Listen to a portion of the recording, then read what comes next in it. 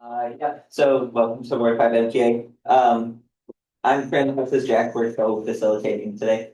And we'll have public forum for a bit, and then we're gonna talk about housing stuff a lot, it'll be really cool.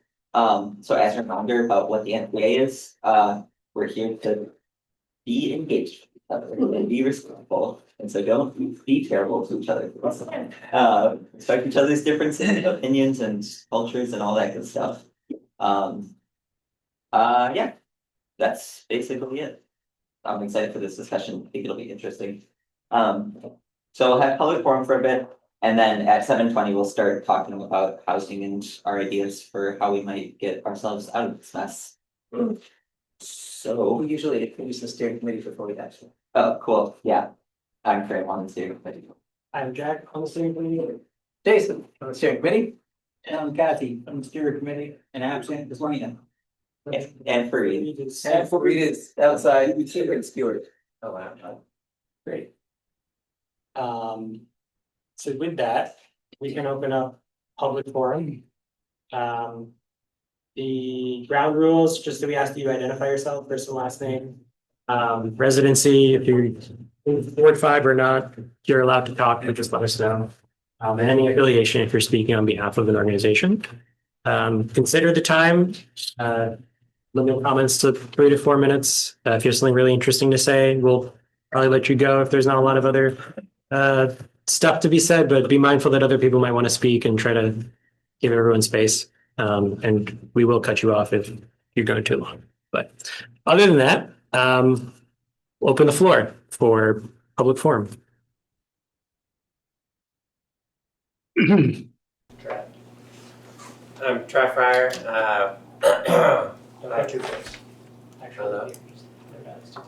That's too close. It's just for the people online. Oh, it's not gonna. It's not gonna happen. I was like, I don't think it's on. microphones are for. Oh, okay. I'm Trav Fryer. I'm in Ward 2. I'm a member of Lab B, but I don't know that I'm speaking on behalf of Laboratory B in the older thing. Anyway, Repair Cafe is this Saturday, as usual, third Saturday. We've been doing it for 5 years now, but we're moving it later because a lot of core volunteers will be at the No Kings protest. So normally, third Saturday from 11 to 3, you can bring anything you carry in will help you fix or fix it for you, but ideally you're sort of learning as part of fixing clothes, bikes, furniture, appliances, anything. It's really fun. So, and if you want to volunteer, we welcome that. But again, this week, this month, Saturday, it's from 2 to 6. You said it's every third Saturday? Every third Saturday at 12 North Street, and it's really fun. So what do you call it? Lab E?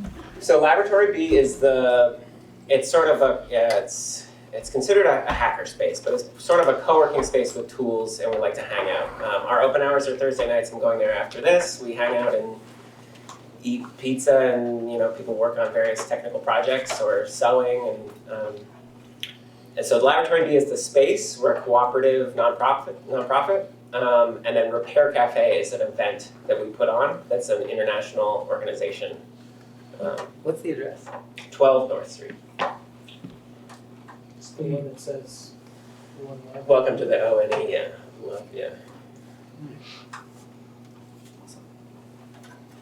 Thanks. Any other? I have something. I just want to mention an NPA success story. A small group of us, when we did the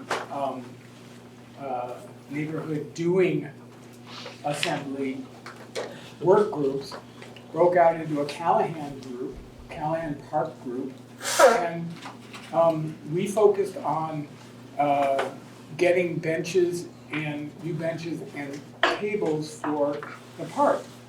And That was you? yeah, and thanks to the Pennies for Parks program, we were able to purchase those, if you may have noticed, the tables out there.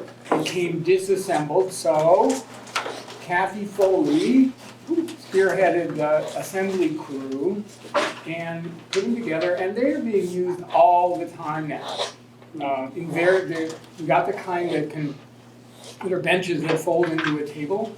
And I live right across from the park, so I look out there and there's a table, and then there are benches, and then there's a table, and then there's a table and a couple of benches, and it's great. So I just want to sort of mention that in passing. Just to mention, you don't have to put two of them together. They make a full-size picnic table if you put them back to back. But it does fold down to make like a one-sided picnic table, you know, it's just for two or three. We're going to bring them in The playground. bring them in the winter time so they don't become jumps on the sledding. Thank you, Andy. Oh, Andy Simon, Locust Street, right up there. Next up, I saw,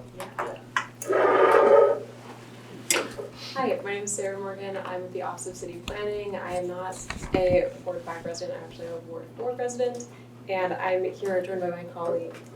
Hi, I'm Nancy Stetson. I am a Ward 5 resident, also on Locust Street, and I'm also here representing the city. I'm in the IT department. And we are here today to talk about Plan BTV 2050 and introduce this kind of collaborative citywide effort that is aiming at shaping Burlington's future and invite everyone to attend the South End Neighborhood Visioning Workshop, the first of a couple, that is going to take place next Monday at the BCA Community Room down the street. So that's some fun to pass around with the website link on the bottom.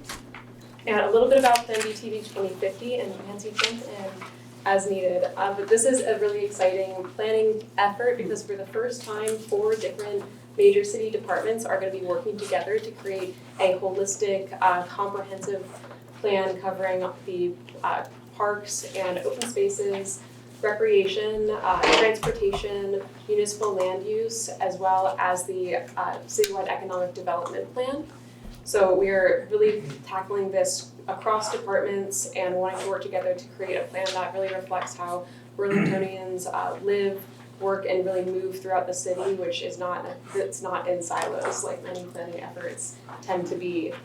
So to kick this effort off, we are introducing some neighborhood visioning sessions, and these are opportunities for us to really get together with neighborhoods to identify community values and co-create kind of a shared vision that has opportunities to change and fluctuate throughout this process, but really start things off and get kind of the planning muscle to flex a little bit during this process. What time is it gonna be? 5:30 to 7:30. And it's a drop-in. Yes, it is. Whatever.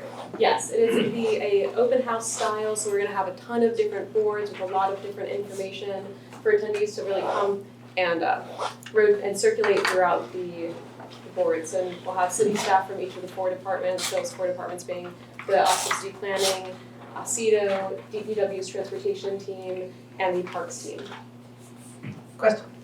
Are these intended as neighborhood scale events, meaning the feedback is about what I want in my neighborhood? And if so, where and when are there opportunities for engaging at the whole city level? Like where do we want to go in the entire city? Yes, this one's both. This one, for the South End, there is the 2019 Plan BTV South End, so this one has a little bit of that focus too. That's an update of progress made since the creation and adoption of that plan, but also how we can think about progress made on all these plans at the citywide level. So it's going to be a little bit of both. I think that we want to provide opportunities for both. And there will be a follow-up set of visioning sessions happening in December as well. Will you accept feedback here and now as well? Because I can't go on Monday. Oh, definitely. I will say, yeah, sure. Okay. I don't want to take up too much of the agenda and time, but I'll we'll also keep have an online form. I'll keep it extremely brief. Great. 50% more people, 50% fewer cars. That opens the door for all kinds of good things. Great tagline, very easy to remember. Thank There's you. also other, I know you're here in Ward Yes. 5 telling us about the one down the street, but there's also other events around. Yes, the city for too, those who are not Because I also can't come on Monday, so I was yeah. gonna try to drop in on some other. Great, and there will be different neighborhood-specific ones happening, not only next week, but also later into the winter time, and many, many, many other ways to engage across the next 18 months. But yes, we have the downtown and waterfront one happening. I'm forgetting all the dates actually right now. It's in the next like 2 weeks. though. They're happening over the next 2 weeks. I know that the East End is on the 30th, and I believe that we have them off the top of my head. one in the north end in, Texas? Great question about the new North End. We have one at the old North End. Oh, great. Okay. New North End. I saw you and I thought, New North End. For anyone who is curious about the New North End ones, we are doing a plan up there similar to Plan BTV South End. So that's undergone some significant visioning exercises there, and that one's a little different than these visioning sessions. I just have a question about that too. I'm Dave Foss, I live in this Ward 5. Is there any way to talk about being able, using BCA building for events? Is there anybody there we can talk to them about? Because I think Ward 5 had a really good idea a couple of years ago now about trying to establish some kind of hub, welcome hub for new areas being developed in the South End. And we really think the South End is a welcoming part of Burlington. And I don't know if there's a place in BCA building that we could, a community space that we could use.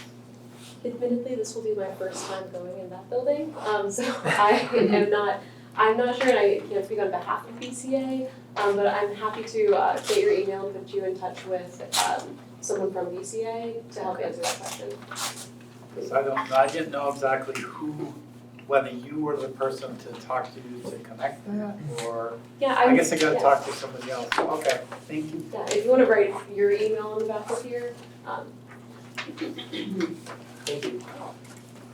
I'm excited about the agenda and sticking around to hear about that. This is a good, very good NPA. Yes. I've been Yeah, all the they time. do sound- Let's wait. Charlie tells us that all the time. Well, It doesn't I'm say coming, Talia.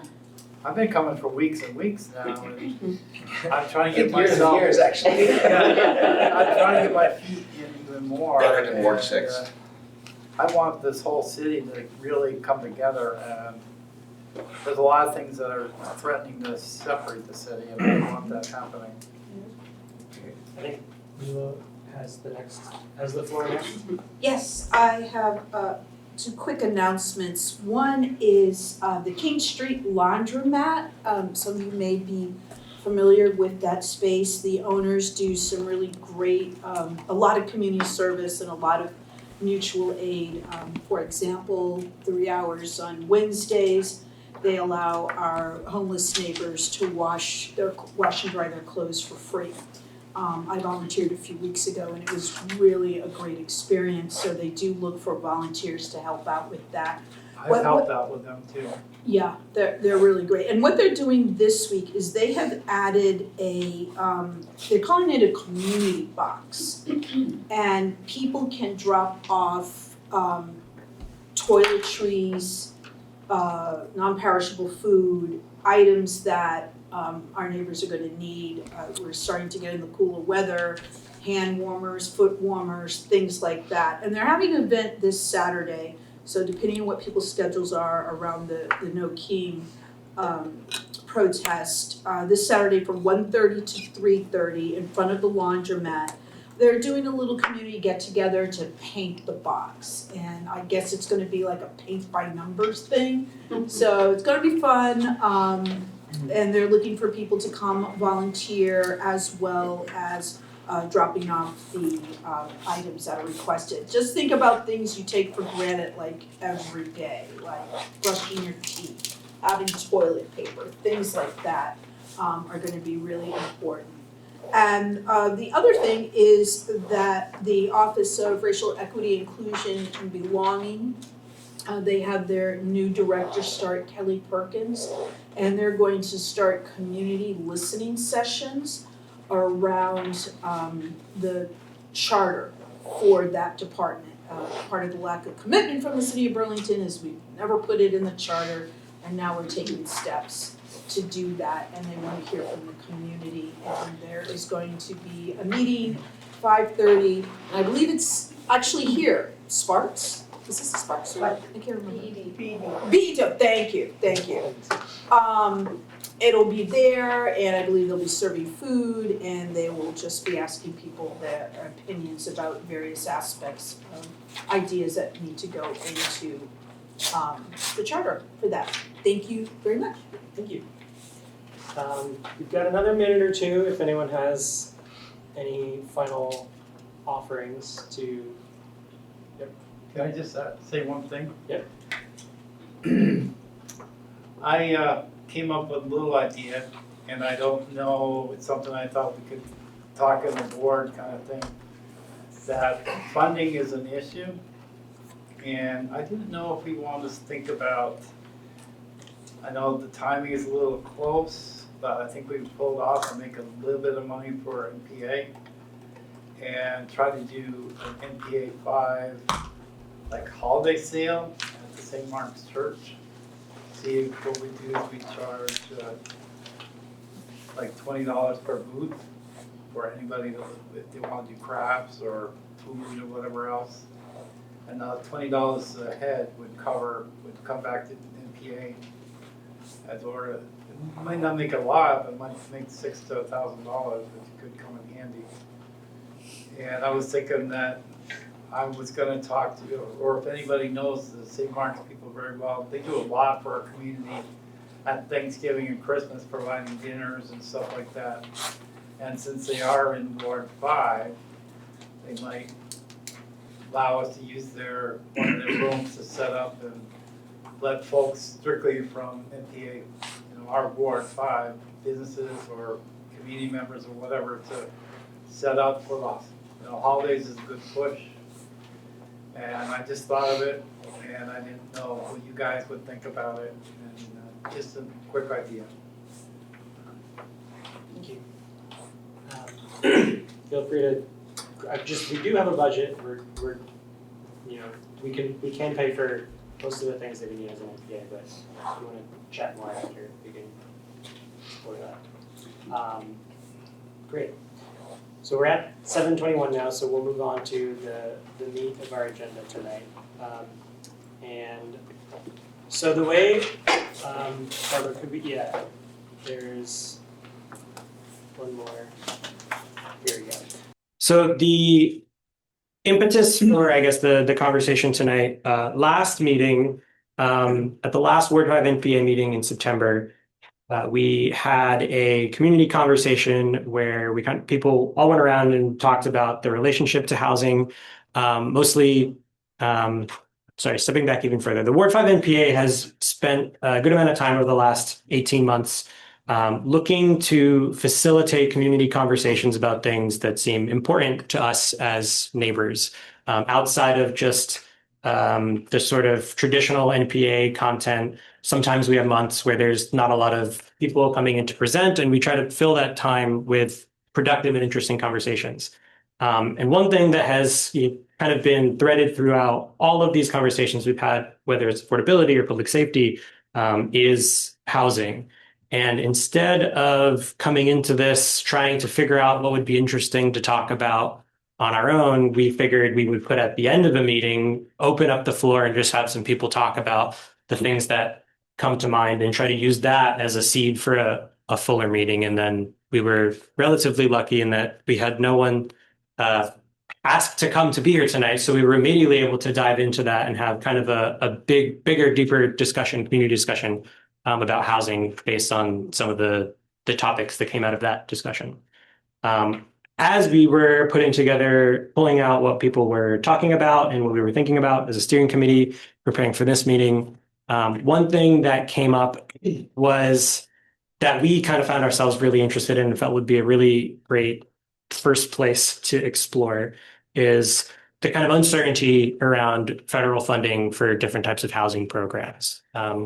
There's a lot of things going on in the world, in the country, that are uncertain. And what we wanted to do is have more of a generative conversation about what is it that is within our control and how can we kind of collectively vision how we would not be sort of at the mercy of things that we don't have control over, especially federal funding.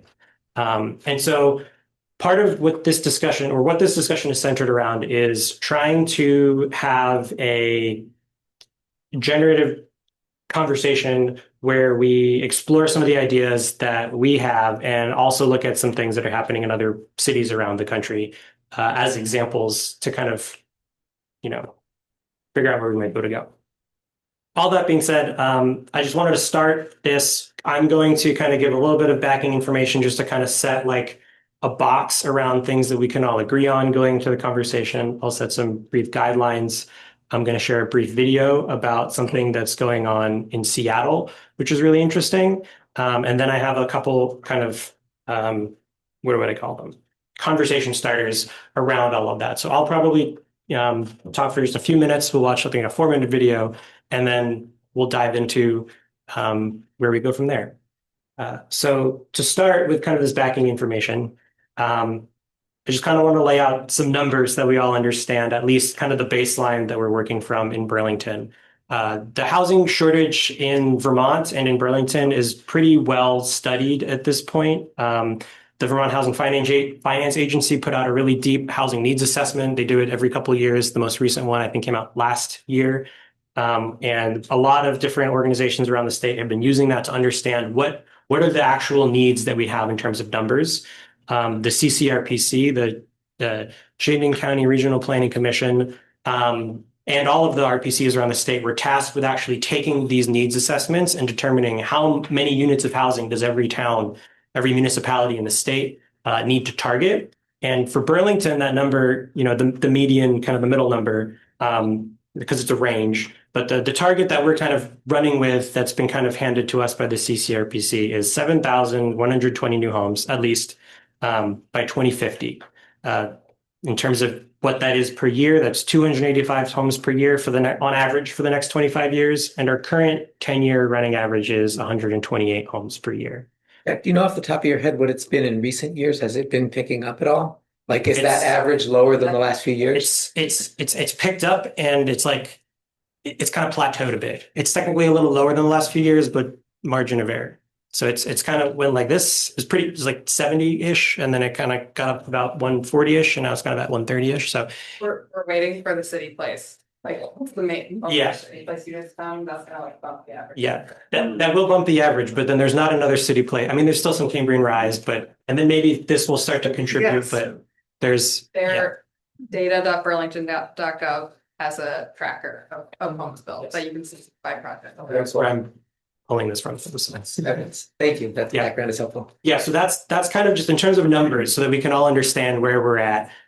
We do know kind of a baseline of how many homes we need. We do know how many we've been building. We know that we kind of need to at least double that for where we're headed. So just to kind of get an idea, the amount of development that we feel and that we see in the city right now, we at least need to kind of double our 10-year average for the next 25 years. So for the long run, it's not just like a little spike that we need to do. We kind of need to change our approach a little bit. Quick question, Scott Lowe from here in Ward 5.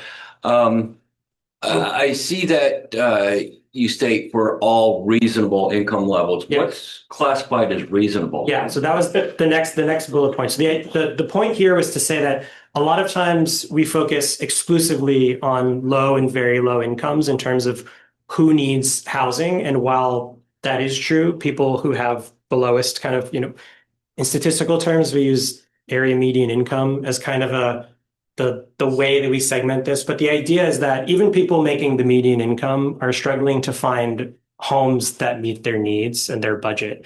So when we're talking about the scale of the problem, it's not just very low income kind of housing units that we need it over a broad spectrum. We don't really need to help people who have millions of dollars. They will always be able to figure out how to make their needs be met. But we're not saying that we're cutting it off as like, if you make $80,000 a year, it's still really hard to find. Even if you might be able to afford something in Burlington, you're probably not going to be able to find something that you need. Like if you're a young family or you have kids, like you might not be able to actually find the type of housing that you need. So all of this is to say we have a lot of hard numbers in terms of what we're looking at, and we need to cover a little bit beyond the kind of areas of need that we've focused on in the past. So, Graham. I would just add a word about the people with millions of dollars. The data is actually pretty clear that if you don't have enough $1 million houses, the people who want those will go after the $800,000 houses and bid those up to $1 million. And the $800,000 people will then go after the 600 and bid those up. So I think you need the whole spectrum of housing, because a shortage in any segment affects everybody else. I didn't want to get into like a deep dive into like filtering. I was just trying to the idea was there is a cutoff where like we can stop worrying about people, but that cutoff is not like 80% of the median income. Yeah. It's probably 150 or even higher. So it's people of all incomes, up to doctors and lawyers, like people who we think of as high level professionals. There's a lot of people who can't find housing in Burlington, and what they do find, it drives up the prices and it affects everybody. So it's a holistic kind of picture we're looking at. Do we all feel good about this backing information? Cool. So that's the bulk of what I wanted to lay out. If we go to the next slide, this is kind of for the discussion that we're going to have. Here's just like some framing that I think would yield a great discussion. The idea here is to focus on generative discussion. So think yes and. I think it's really easy to get caught in hearing an idea and being like, oh, that would never work because X, Y, or Z. And part of what we're trying to do here is explore maybe why those no buts exist and see if we can't get around them or be more creative in our thinking. To that point, the second one is to stay focused on opportunities within our power. And part of that is thinking a bit beyond of how we might grow the ability of what we can do as a city.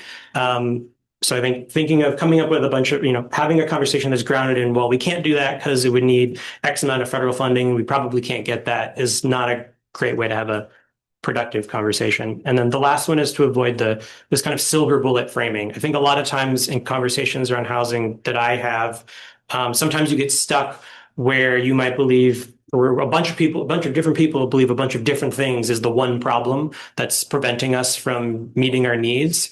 And I think that's another thing that can kind of stop that generative thinking. There's a lot of really small things and a lot of really big things, but it's a multiplicity of confounding things that are creating the situation we're in. And there's no like silver bullet that's going to get us out of this. Great. With that, oh no, let me have I was trying to make it so that I wouldn't have to link to a YouTube video so that we wouldn't have to watch an ad. And then now I feel like I'm getting Must watch the ad. Without my CPLP. I downloaded it into my Google Drive, but now I need to give yourself permission. Email to request access, and then I can try to reload it. Or you can just send me the YouTube link.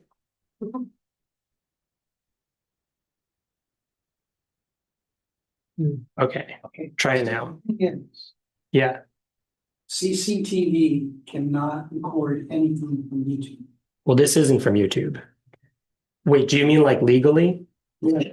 Because we'll lose our access to YouTube. We broadcast anything from YouTube. Okay. Well, this is from YouTube, but it's not linked to YouTube. Should we pause the recording? I think to be safe, I need to do that, because otherwise, if we get bounced off YouTube, we're in a lot. Oh yeah. So why don't we do that? I'll turn off the recording. Okay. And you guys do your film. And I'll share the link in the notes for anyone who is kicked offline and can't see this video. Okay. Okay. You good, Charlie? I think so. People who are on the Zoom can still see it. It's just we're not broadcasting it to YouTube, right? I'm still seeing the conference room here. But if not, While we're working out the technical difficulties, I just want to say thank you to our elected officials that are here tonight. Sent out the invitation, Sarah, Buddy, Tiff, and Graham. It's really important that you guys kind of hear, where we're going with this. And we really want to hear, your thoughts on things that are doable and, are not too pie in the sky based on your experience and where you are going to stay. Sarah, your background in housing, and Buddy, your background in that, to bring all of that along with the city council. So just thank you. And we love. And we love. I'm sorry. Smack me inside. I don't think I'm gonna be able to get sound on this from this computer. So can I get like 5 minutes to think about how to get it onto this computer and then we can come back to it? Yeah, I can. Audrey's in the room. I can try to just summarize it in my own. Yeah, post it after the. Yeah. It was really just to be brief and not have to listen to me talk for as long, but I'll keep it brief. So what the video was about, in Seattle, they have created this entity called the Seattle Social Housing Developer. This was created through a vote of the residents. It was like on the ballot. They voted for it. And it was given a mandate basically to to implement a type of housing development process that uses this cross-subsidized rental model. The idea is that, again, like I was saying, it targets a wide range of incomes for internal sustainability of finances. So you help people who are making above the median income, you help people making below the median income. They're all paying into their rent kind of covers the cost of the building, kind of like a traditional development. But because it's a public developer, there's no profit as part of this. And so once they pay off the loan, they end up with a lot more of their income that's not going to servicing the debt. And then it goes back into the pot. And, over decades, this grows out. Sounds like kind of like a co-op. It's sort of, but it's run through the municipality. If you want a more local analogy, it's closer to CHT.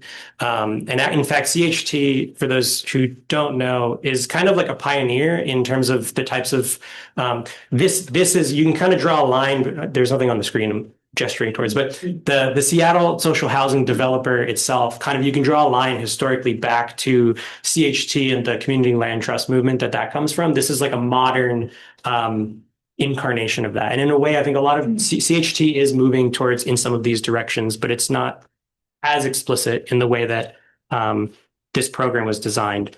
Like Evernorth more? Possibly. Could we just for Yes. future people who will be listening to this, and I think everybody here probably knows who CHT is, but could you explain CHT? Yeah. So Please say the name out. Champlain Housing Trust. Okay. Sorry, there's so many acronyms all over the place. So Champlain Housing Trust historically started more about what do they call it? The shared equity model. So it's about kind of maintaining, it's for home ownership, but in a way where the equity that is built in the home kind of goes back to the community. There's a little bit that the owner can get out of it, but it modulates the pricing and makes equity less privatized in a way. And so this model is a kind of a shift on that thinking, and it's brought under a municipality. And another thing that they did as a municipality is that was in 2022, I believe, they passed this and created this body. Earlier this year, they actually instituted a specific new tax that funds this more directly. And so not only does it have this model in the long term in terms of how it'd be sustainable in how it basically reinvests in more and more housing over time. But the people of Seattle also voted on an actual tax mechanism to just fund money directly into this to kind of kickstart a lot of these development projects. And so the point of bringing this up is to kind of point at some of the cutting edge examples. It's not even proven that this will work for Seattle. Like I said, this is in 2022 and 2025.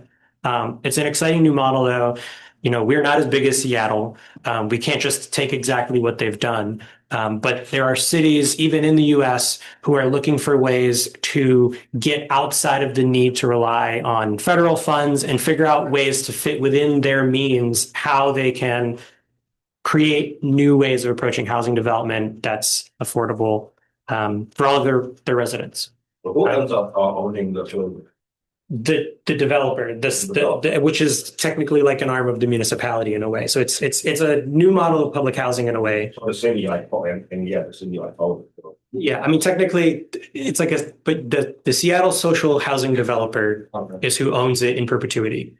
And there's covenants and whatnot as part of that it can never be sold to a private in the future. And so that was just kind of an example of like, here are cool ideas that are happening out there. They're not just ideas, they're things that people are implementing and working through the kinks of. I think Burlington as a city kind of prides itself on punching above its weight class and trying new things. Again, CHT was born, I think it was the Burlington Community Land Trust is what it originally was. Like that came out of a room probably like this of people talking about something like this. And it's one of the most successful versions of itself in the world. And I think that's an interesting legacy to kind of build on. And not to say that like, whatever. I'm also not trying to say that like CHT is like not meeting these needs, but there's new things always happening to kind of try. So with that, can we go to the next slide? I want to stop talking and kind of like open up with some of these conversation starters, given this kind of background information. So what needs to be true for Burlington to reduce its dependency on uncertain federal dollars? How can we frame competing housing needs and challenges as a yes and scenario? And kind of reframing that question, how might we reframe our current situation as an opportunity? And then what common assumptions might be holding us back from pursuing bolder ideas? So at this point, maybe if you want to marinate on it for a couple seconds, but I'm handing it off. I don't want to talk as much anymore. And I'll be here to facilitate and kind of keep us on the generative conversation side, but.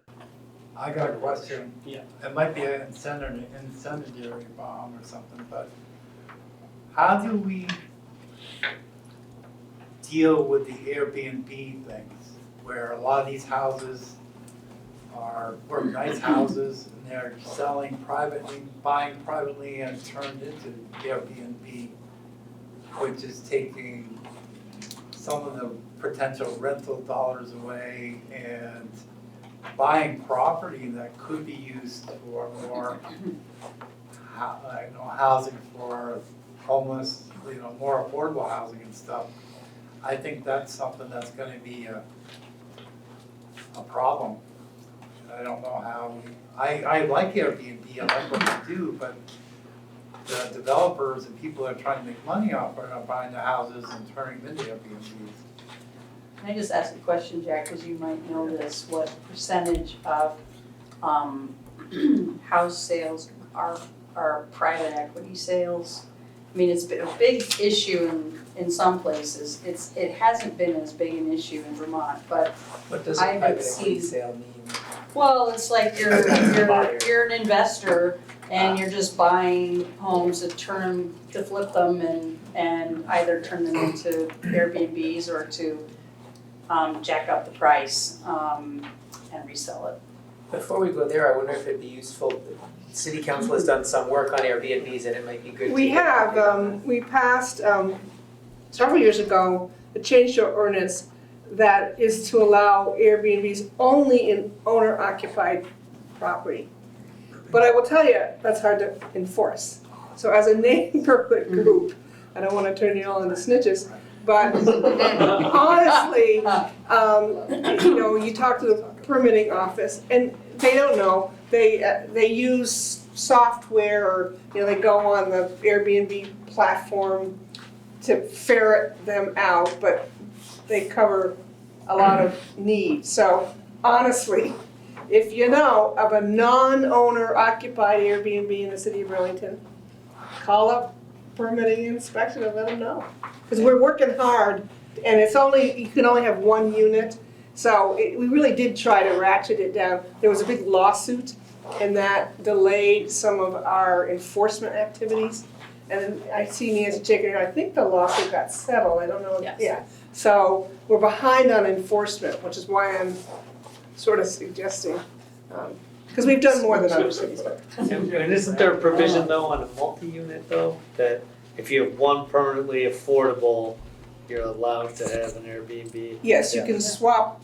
So you can swap it, so if you have a 4-unit strictly as an investment and you're not living there, if you keep one unit permanently affordable, they will allow you to have an Airbnb in that as a strictly 100% investment property. Where the other Airbnb would be, ADU, accessory dwelling unit, which is part of your homestead. But they're allowing for that. Nancy may know the answer to Tiff's problem. Do you know on how many, I don't know if you can know exactly if they're investor owned, but.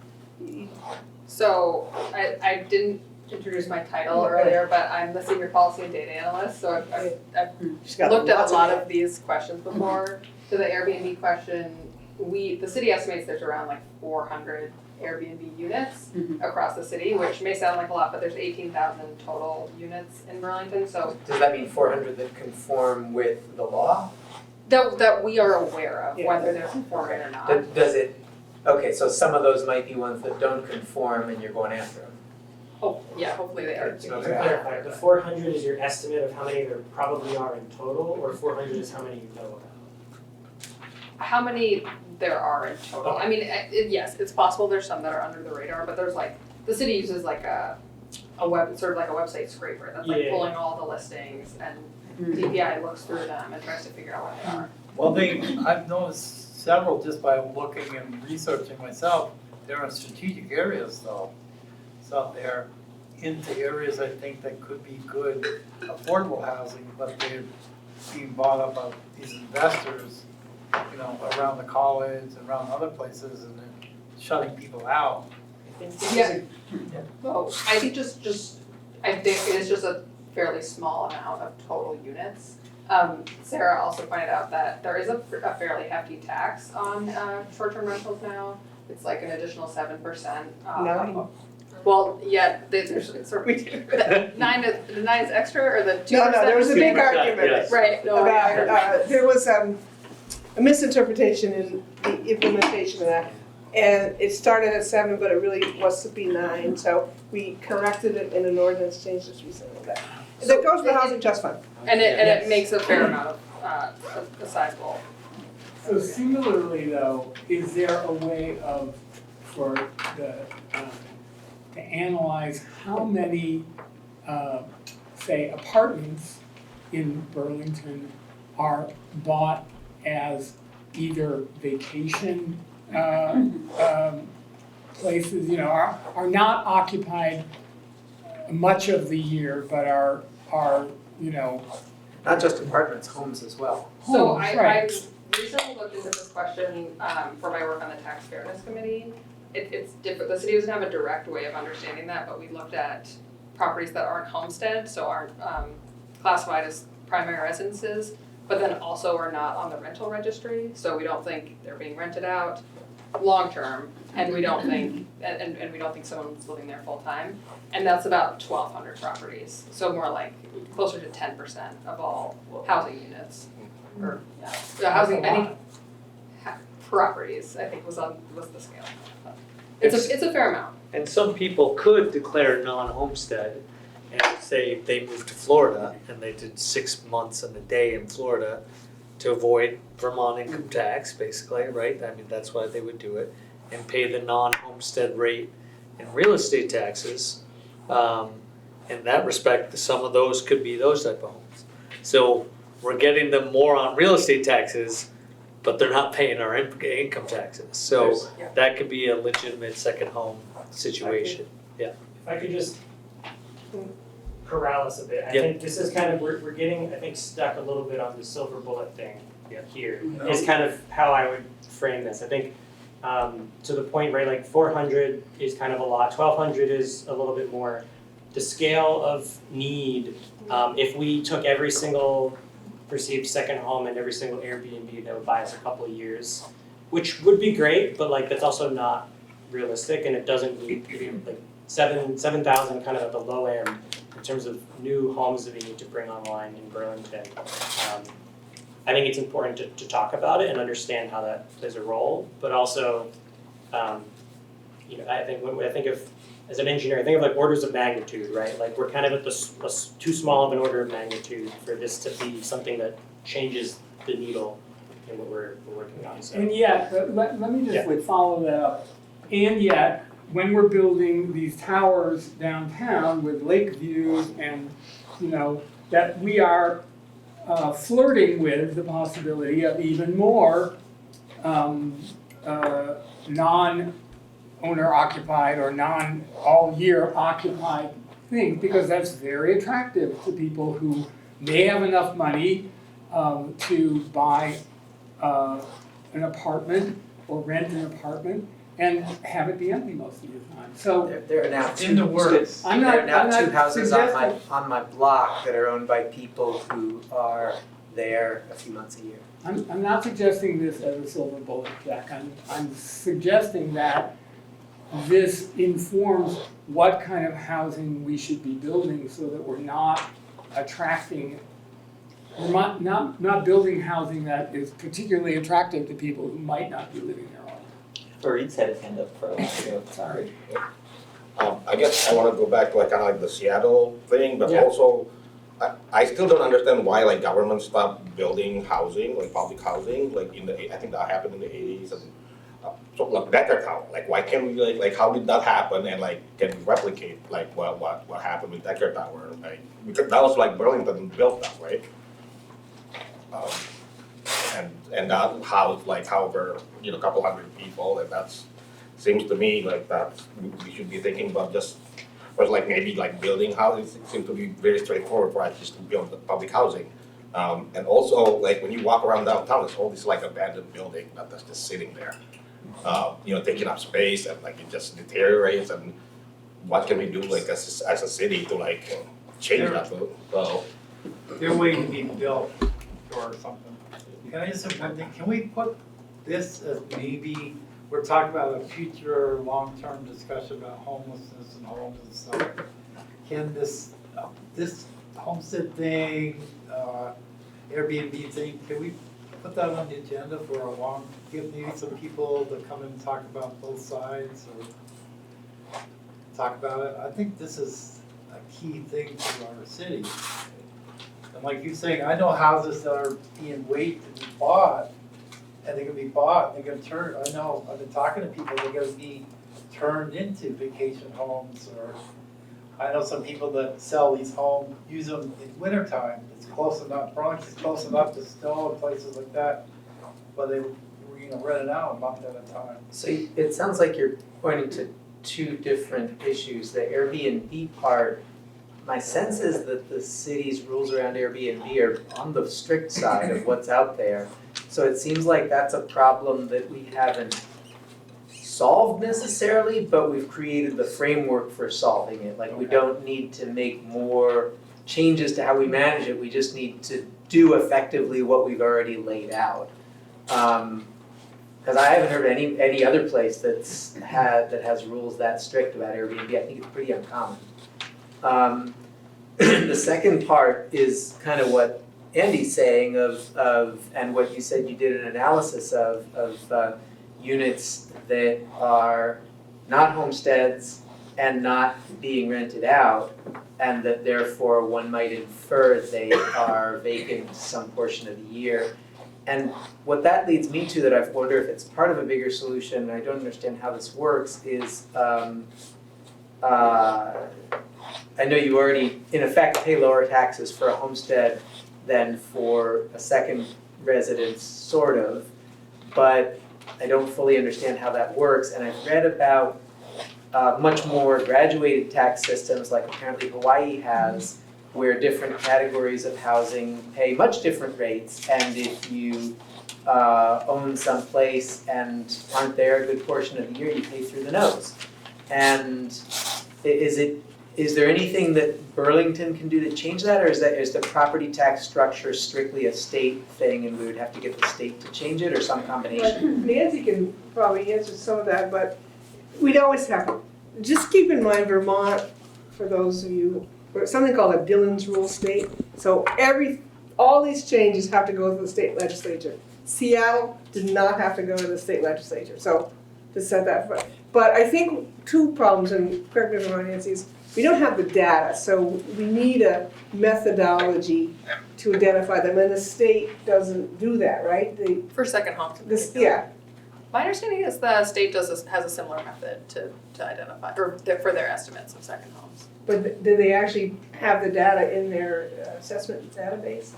Can They have homestead and non-homestead, but non-homestead also includes commercial and Right, rental so properties. there needs to be work done, I think, that's doable, that piece, and we couldn't start assessing them until we do that piece and literally know that house is occupied, only part-time. But I think that can get on the radar screen, it's just, we don't, and I think the tax fairness, We have we'll talk about it. Yeah, But we don't have the data yet, so. So we've done we did a couple things. Yeah. For many years, there were only two categories of property tax, homestead and non-homestead.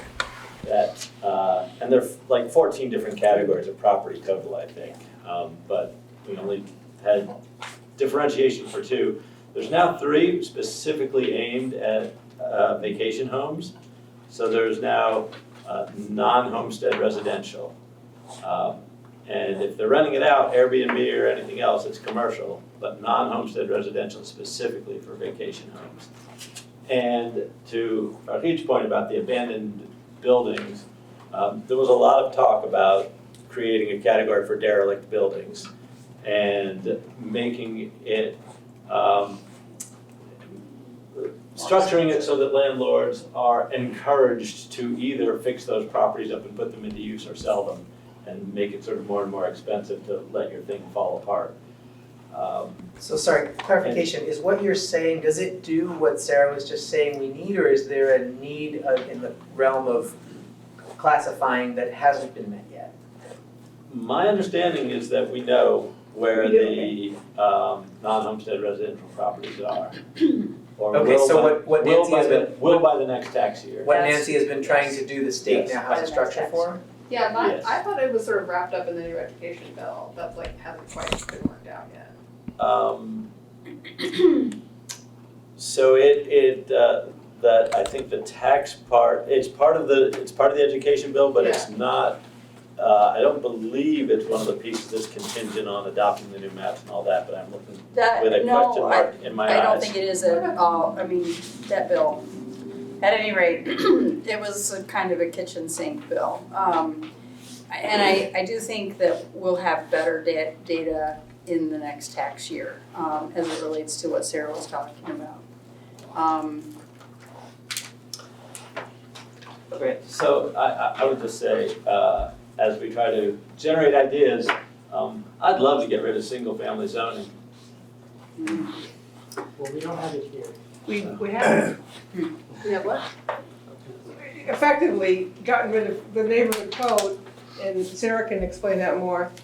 And by the way, I'm Sarah Carpenter, Ward 4 City Councilor, former Director of Vermont Housing Finance Agency, and former Director of Cathedral Square. But the neighborhood code, which we did a lot of work on, and probably not as much work as Jack would want us to do. But, and really, all of us worked on it, Councilor Travers worked on it. So it's a framework for us to do a lot of this work. And my 2 cents of conversation is now we need to get to work. There's a small number of homes going, but it's really increased the density in what we could do. And I think, for the NPAs, I want to encourage us all to really get on some of that bandwagon. None of us personally are probably going to build multi-story high-rises. But for housing, you need land and space. And that new zoning has helped us create land and space. And now we've got to get people to exercise it. and as neighbors, not be upset that somebody just built a house next door to you. And I honestly think that's gonna be an impediment. When you ask about impediments, but I think that would be a big impediment. I do have a question. Are we focusing only on homes that can eventually be purchased by private owners, or are we also talking about rentals? Because Champlain Housing Trust has to go by the federal housing and urban development regulations with regards to leasing properties. There are approximately 27 individuals in this city who are classified as unhoused, okay, that are ineligible for these low-income residences that are either already here or for future building because of a criminal conviction. Now, we have more that are in our Vermont prison systems that are being held beyond their minimums only because they have a lack of residency in their hometown of Burlington.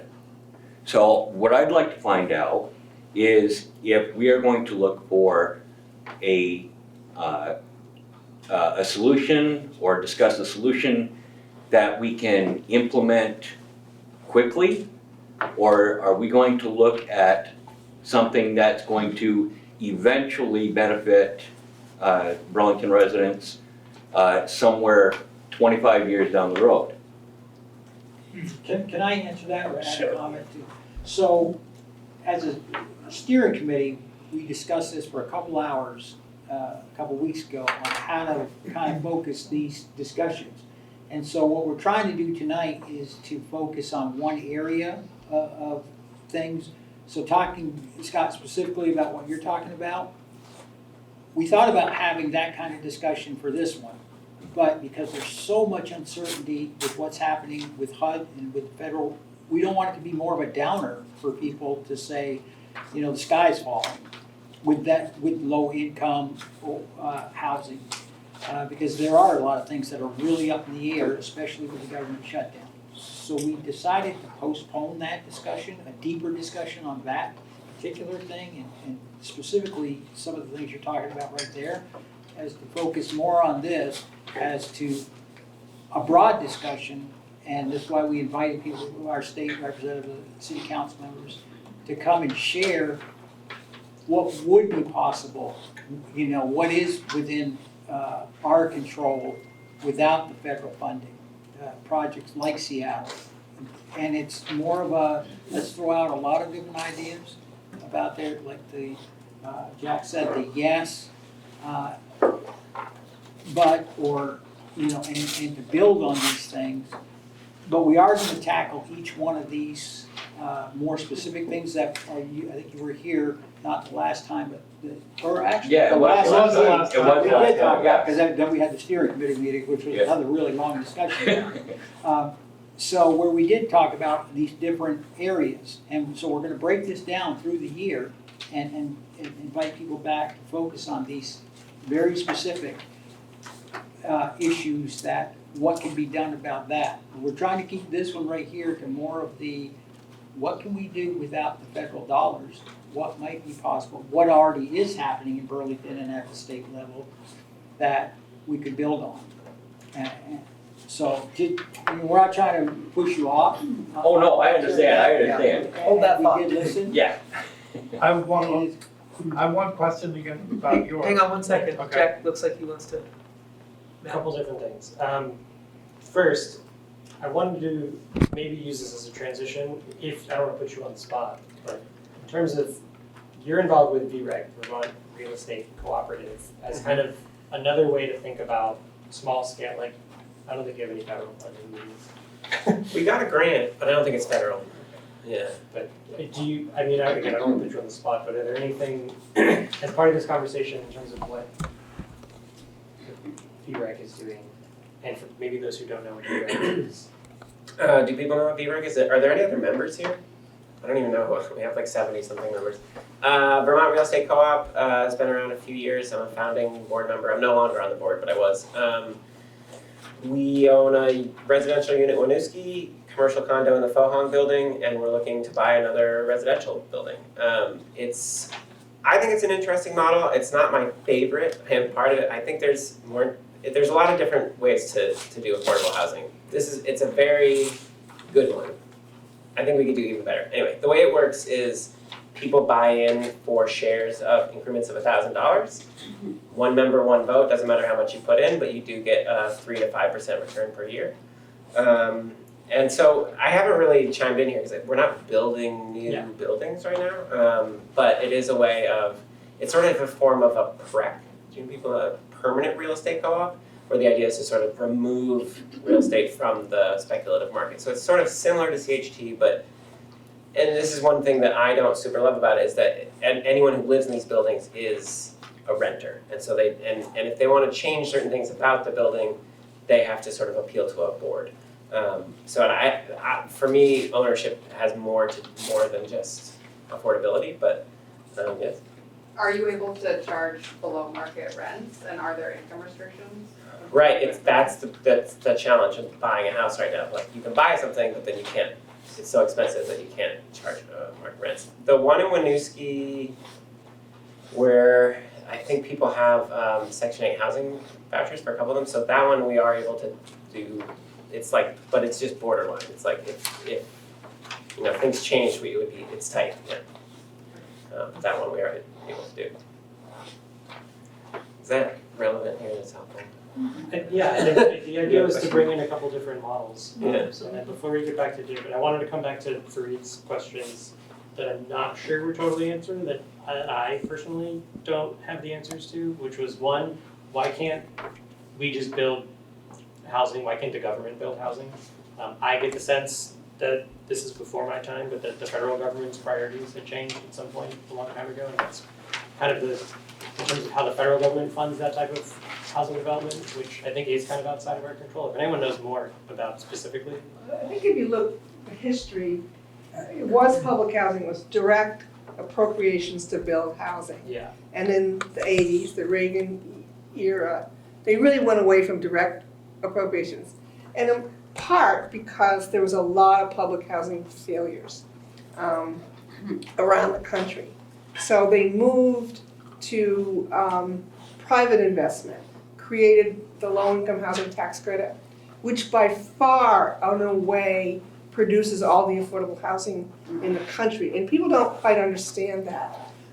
They look at Section 8, but the new housing, all of CHT's housing has private investors in it. It's a very complicated thing. I am sure the Seattle model will look to that. So it's just important to remember that, and the good and bad of this era is so much housing is tax driven. So the good is investors want somewhere to put their money and get a return. The bad is as you drive down tax rates for certain investors, they're not as available. So in a way, the biggest harm to affordable housing development is going to be, will investors want to continue to invest in it? Or will the federal government change the tax rates to make that undesirable? So it's a complication people haven't really thought as much about. It's not the HUD money, so. And then sort of tossing in that pot, so what could we do? We could have a state housing tax credit, and we do, very small. You could do something, Seattle, I looked up the Seattle taxes. The one that was more interesting to me was the one where they actually provided property tax relief if you have a unit that's lower income. So it's not the building, it's the unit. And I don't know if the tax fairness group, that's a big slug to implement in a city, but that'll be interesting. And it's political will. I mean, housing just costs a lot of money. And I recall to somebody I started building in the 80s who were looking at $58,000 a unit. Now we're looking at $500,000 a unit. It's 40 years. And so we got Wait, so Decker Tower was like HUD money? Yes, I tried to go on Hud's website and like, Yeah, it it says was like early, radical early leftist has like, it crashed it everything. was early HUD We money. did that, but Have they put up banners at Decker Town saying the Democrats are responsible for why things are broken at Decker Town? no. No? I went to that, there's some reason we did, what did we do? I'm also gonna note that as part of Plan B TV New North End, we have created some, based on a lot of community visioning, there's actually been a lot of interest in when talking about if the city also wants to help build units in a way, where would that happen? And the city does also own a lot of properties, a lot of which are not really ecologically beneficial, or they are not so much as others, and mainly thinking about like some areas of like high acreage with a lot of grass space, and thinking creatively about whether or not there's opportunities for things there. I think in even NPA South End, there's some areas, there's the I'm blanking on the school, Champlain, explore opportunities there for potential housing. So I think there's definitely a lot of interest, but to Councilor Carpenter's point, there's a lot of feedback that happens from neighborhoods, from nearby neighbors, and So the 7,000 like number, like the 7,000 unit, it's like, are those like single, like family units, or are they like All shapes and sizes, just or in people, right? So there's something like a single or what it always SROs, like single room occupancy, like with the shared like facilities that would house a lot of people, especially working class people, like that would like be that that would be really helpful to a lot of people who work here. So a lot of what's been brought up, especially like the city workforce and my understanding is that a lot of city employees have a hard time with recruitment, or departments have a hard time with recruitment, especially in the public safety sector. And how can we maybe kind of bring back some workforce housing across all job sectors? I read something really interesting a few days ago from someone named Michael Schumann, who works for the Institute for Local Self-Reliance, does really interesting work. And he cited 3 figures. He said, as of 2025, about 7.1 million extremely low renter households in the United States lack access to affordable housing. The total housing shortage in the United States is estimated to be 4.7 million units. And according to the Federal Reserve, there are approximately 15.4 million vacant housing units in the United States. So he says, in other words, the United States, writ large, in aggregate, has more than enough vacant housing to meet today's housing needs. Obviously, that's very unevenly distributed, and I'm curious if we have any data in Burlington on, specifically on vacant housing. Is there any significant amount of it, or is that just not, like, one of the examples he cites is Baltimore, where there's tens of thousands of vacant units that have been bought up by speculators who are just sitting on them. Obviously, that's not the case here. Is there any element of that here? It definitely depends how you define vacant. So DPI tracks vacant buildings, but it's like a Sorry, DPI? permanent inspection. Oh, Down this hallway back here. Yes. And so they recently increased their fees, but these are for buildings that are falling apart. Some of the city councilors might have a better sense of the exact definition. And there's like maybe a dozen of those in the city. It's pretty limited. Then there's also properties that are vacant, like in between tenants moving in. And we track that pretty closely as like a measure of housing demand. And that, we actually want that rate to go higher so that there's more ability for people to move around in the city, and so that the pressure on rents is lower. And the most recent estimate we have of that is actually a bit higher. It's at like 3.5%, which is higher than what we've seen in many years. It's a countywide measure. And for reference, typically a healthy measurement would be about 6 or 7% for the city. Well, there's been a lot of building outside of Burlington. Yeah. So that has affected the vacancy rate, which is not a bad thing, but it's probably not in Burlington.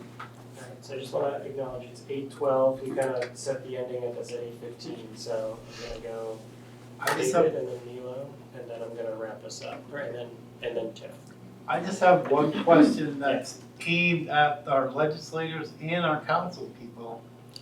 Is there any way that the city or the state can find some funding that would help the NPAs continue this discussion, this thing for, you know, however long it takes to help build a grassroots movement to deal with some of these properties? I was thinking it's gonna take a while, but maybe somewhere in the legislature, we could find some education grants or something that could help us do that. Maybe the city will have some grants. I mean, we'll need spaces to meet, I don't know, you know, all the parameters, but there might be something that combined, this is gonna be a long-term project. It's taken a while to get here, it's gonna take a while without it. But it's way more urgent now than it ever has been. But is there something that maybe you guys can think of to bring to the legislature's coming up in January? In the city hall, maybe there's something you guys can talk about, bring up in different committees to help the MPAs carry the fight, because I think we're all talking about the same thing. I think these conversations aren't expensive, they're just difficult. So the most important thing, I'd say more important than money, is just spreading the word, getting more neighbors to participate, both in this and in the kind of long-term planning that the city's doing, yeah. And for reference, one of the directives that, I'm sorry, I didn't come really necessarily for this, I really just came to spread the word.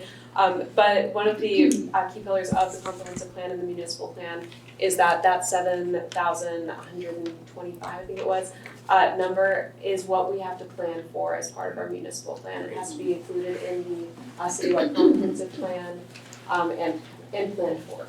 So I have a question related to that, and what I'm probing for is places where there's specific quantifiable opportunities.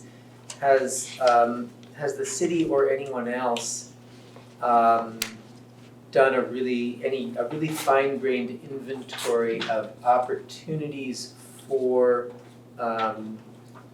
adding more units? And by fine-grained, I mean parcel by parcel, like looking at things like vacant lots, lots that have non-historic structures on them that are under the density that's allowed by zoning, et cetera, and like added that all up. Is that in the works? That one has been done for mainly small area planning. A pretty intensive infill analysis was done as part of Plan BTV New Bend a couple of months ago, but we have a really good methodology for it.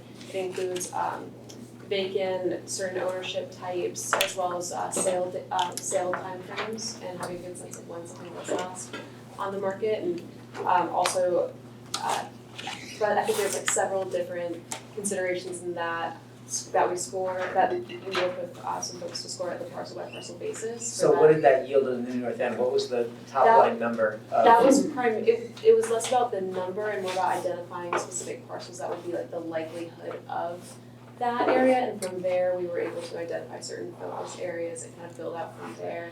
I think it would be really interesting to take that one step farther and apply numbers based on zoning and say, all right, if this got built out in the way that we now allow it, here's what we could actually do. And because it's one thing to set a target of 7,100, it's another to say, here are the specific places in the city that would add up to that actually happening. I think it can be, and Nancy, jump in, I do want to. I was going to say, just due to our parcel kind of information, the data, but I hear you, during the neighborhood code effort, we almost got there, but just due to the varying lot sizes, even within zoning districts, the specific setback requirements, and the more like differences in massing that are so lot by lot, as well as, you know, in theory, you can have this on this lot, but this lot covered, but this, and there's so many different ones that it does make it a pretty complicated thing, but definitely hear that, which is kind of why it makes it easier for more of the small area planning to really take a good snapshot of that neighborhood. Does that answer your question? Jason, I would say, Sorry. whichever, I was just gonna say the private sector, honestly, the private real estate sector is doing a very good job of of what you're asking. You know, you talk to certain real estate professionals around here, they know, hey, if this property goes up for sale, I can tell a potential seller, they can add 3 units over here, 2 on this side of the lot. So there are people very tuned into this outside of the municipality itself, you know, but again, the access to that information sometimes is limited, unless you're tuned into it, you know, so I would say there are people and there are professionals in this area that are very tuned into what you're speaking about right now. And I was just gonna ask, the 7,100 units, it seems to me that should include new units at UVM, since those pull people out of the rental market. And wanted to know if the PTV 50 plan includes UVM units. And I realized that I didn't introduce myself at the beginning. So I will say, this is Bram Klepner from Ward 6, legislator representing this district, signing off. Yeah. I did Milo. I did say Milo. And I'll give you this short. Thank you. I just wanted to make an observation as a Central District City Councilor, something that I have dealt with a lot the last 2 years, and I have an understanding that I don't believe the city has anywhere near the count of the number of vacant houses, the number of vacant units in houses, and I kind of stumble on these when they become an issue. So neighbors reach out, contact, okay, vacant house, been vacant forever, now people are squatting, they're using, there's issue with sanitary conditions, and so then I go to the ward and I'm like, all right, I need you to reach out to this property. I'm like, oh, that's interesting, it's the same owner that we are working with on a vacant property on Spruce Street, right? So we have these owners in the city. Maybe this person, an example of 115 Pine Street, if you ever are in that part of the downtown, it's a great building, it's been a great building for a very, very long time. Someone bought it. The permit is dated April of 2023. They started something, they stopped it, and there's at least 3 or 4 units in there that aren't being rented. And where's this person in terms of these investments that he's made in multiple houses and has dropped the ball on for some reason and not sold them? If he couldn't do something with it, what kind of pressure can we say, hey, you need to move it? And now he's dealing with the issues because we have so many people living on our streets, they're going into these vacant. But I find that when these things happen, now they get added to the list, right? Because they weren't tracked before as being vacant because they technically had an open permit because the permits are good for like 3 years. They're waiting for speculation. I've talked to some people around there, they're waiting for the prices to go up.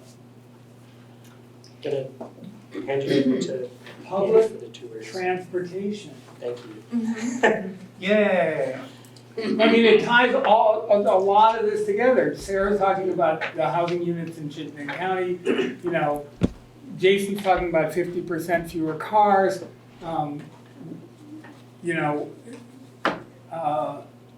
public transportation. I'm hearing a topic for a future meeting. With that, I will give Tiff one last final word and then I'll adjourn the meeting. And this, so, Sarah, correct me if I'm wrong, but the federal money, the tax incentives that are available for affordable housing have not been cut. That's, there is a threat to HUD funding, Section 8 housing, but, a lot of our affordable housing development money comes from the property transfer tax, which then funds both conservation and housing construction.